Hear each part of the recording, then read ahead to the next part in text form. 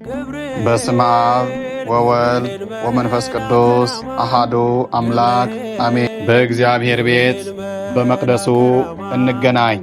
መጽሐፈ ነህምያ ምዕራፍ 6 ቁጥር 10። ጉባኤ ራማ ሁለተኛ ዙር በገዳማችን በመንበረ መንግሥት ግቢ ቅዱስ ገብርኤል ገዳም ጥቅምት 23 ቀን 2018 ዓመተ ምህረት ከቀኑ 7 ሰዓት ጀምሮ ይከናወናል። በጉባኤው ላይ ብፁዓን አበው ሊቃነ ጳጳሳት፣ አባቶቻችን መምህራነ ወንጌል፣ ዘማሪያን፣ ምእመናንና ምእመናት ይገኛሉ። እርሶም በዚህ ጉባኤ ላይ ተገኝተው የእግዚአብሔርን ቃል ይማሩ።